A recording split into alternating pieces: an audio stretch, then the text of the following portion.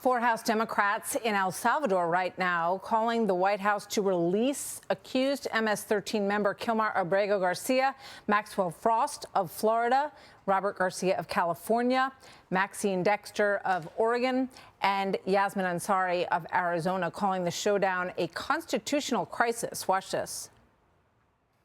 If there's not due process for Kilmar, there will be no due process for anyone. We want to make sure that he has access to counsel. We want to make sure that the United States does what it's supposed to do, follow the Supreme Court of the United States and release him. And we are here fighting for the future of our democracy.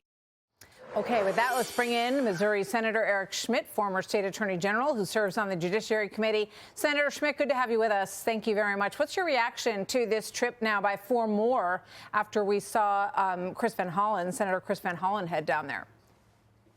The stupidity has no end, I guess. I can't believe that these Democrats are lining up to go down to a foreign country to visit a guy who was here illegally, a criminal, an MS-13 member who beat his wife. I mean, you can't be any more plain than that. That's who this is. So I think all along, Martha, they were looking for some example of something President Trump would do that was so bad that they could rally behind. I can't believe that they're that stupid that this is the guy. This is the poster child now for their movement, and it's why support for Democrats are at record low numbers. They're completely out of touch. They're viewed as having way more empathy for someone like this than victims of crime or for neighborhoods that have been inundated through mass migration with an open border. They've totally bought into this concept that borders don't mean anything, that we're all world citizens, everybody has a right to be here, and nobody should ever have to leave. And that's just not what our laws entail. That's not what it means to be a sovereign country. So I think they're headed further into political oblivion with moves like this.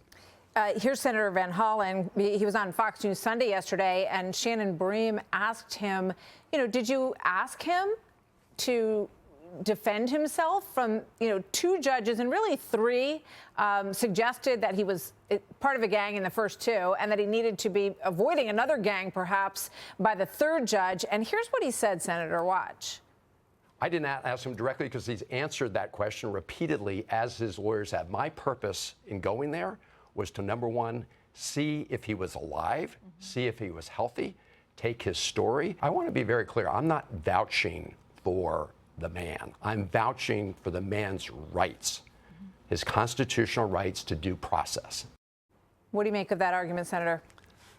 It's all performative politics right now for the Democrats. It's all they have. It's because they got stomped at the ballot box in November by a President Trump, who actually ran on the idea of making this country great, ran on deporting people who are here illegally, especially those criminal elements. And there's more than 1 million of those, of the 20 million that came here illegally.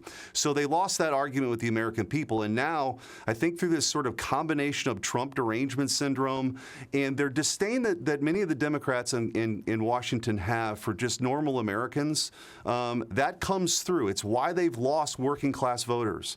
But this is the focus of their attention now, and all the political energy on the Democrat side is for this guy Garcia, who's an MS-13 member. I can't really believe it, but they're going with this. And so I think it's an opportunity for us to continue to have this debate about how detrimental illegal immigration has been for this country. What did you think of the Supreme Court decision? I mentioned you're on the Judiciary Committee, and it was a sort of middle-of-the-night decision that claims to not really deal with the merits of whether or not the Alien Enemies Act can be continued to use to deport people. They said it has to be halted for now. And Alito was really spoke out very strongly against that decision. What did you make of it?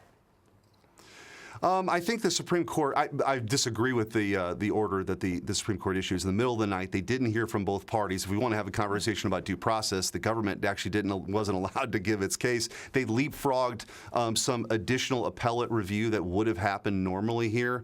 But here's the good news, which is there's two ways that the Trump administration, I think, is moving forward on illegal immigration. Through the typical path of the INA, which will be used and continue to be used. It's the process that's been used used forever, including when Bill Clinton deported 12 million people, and then also now through the Alien Enemies Act, which the Supreme Court last week in the Bozeman decision said that the Trump administration can use. So really what we're talking about is there a notice period on either one of those that can be expedited to move forward more quickly? So I think when this thing all shakes out, when there's actually a case that goes before the Supreme Court on the merits, the Alien Enemies Act can be used. The normal deportation process can be used. We're going to end up with a more expedited process. And President Trump, because he ran on this and the law is on his side, will be able to deport a large number of people who are illegally, especially those criminal elements through the Alien Enemies Act. Well, no doubt the administration hopes that you're right and that the pressing on this law